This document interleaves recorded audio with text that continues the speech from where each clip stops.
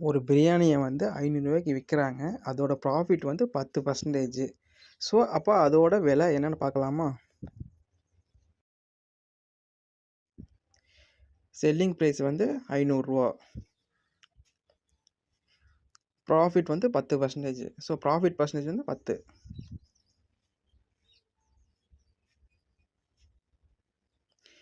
நம்ம காஸ்ட் ப்ரைஸும் தெரியாது. ஸோ அதுதான் நம்ம இப்போ கண்டுபிடிக்க போகிறோம்.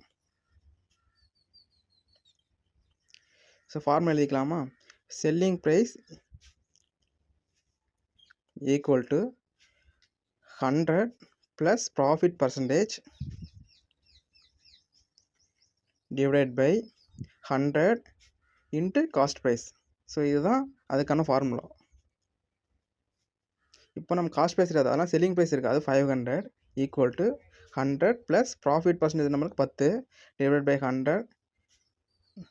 காஸ்ட் ப்ரைஸ் தான் நமக்கு தெரியாதனால நம்ம காஸ்ட் ப்ரைஸ்னு அப்படி எழுதிக்கிறோம்.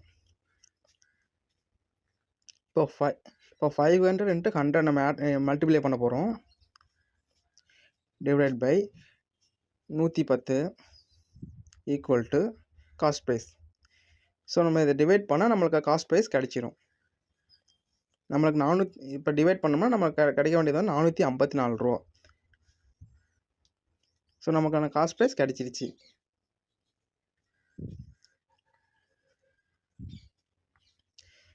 இப்போ அடுத்து நம்ம இன்னொரு எக்ஸாம்பிள் பார்க்கலாம். ஆல்ரெடி செல்லிங் ப்ரைஸ் கொடுத்துட்டாங்க, காஸ்ட் ப்ரைஸ் கண்டுபிடிச்சோம். இப்போ வந்து காஸ்ட் ப்ரைஸ் கொடுத்துட்டாங்க, செல்லிங் ப்ரைஸ் கண்டுபிடிக்க போகிறோம். இப்போ காஸ்ட் ப்ரைஸ் வந்து 500 வச்சுக்கலாம். ப்ராஃபிட் வந்து 10% வச்சுக்கலாம். அப்போ செல்லிங் ப்ரைஸ் என்னவா இருக்கும்? ஸோ அதுதான் நம்ம பார்க்க போகிறோம்.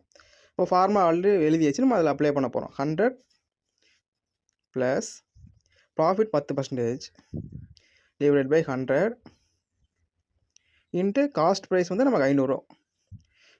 ஸோ 100 + 10 நம்ம 110 இன்ட்டு 500 டிவைடட் பை 100. இப்போ 110யும் 500யும் மல்டிப்ளை பண்ணோம்னா நம்மளுக்கு 55,000 கிடைக்கும்.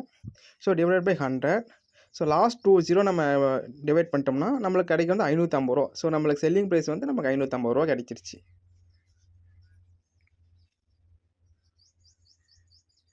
ஸோ அவ்வளோதாங்க. நமக்கு ஃபார்முலா தெரிஞ்சிச்சுன்னா போதும், நம்ம எப்படி வேணாலும் ஈஸியாக சம்மை சால்வ் பண்ணிடலாம்.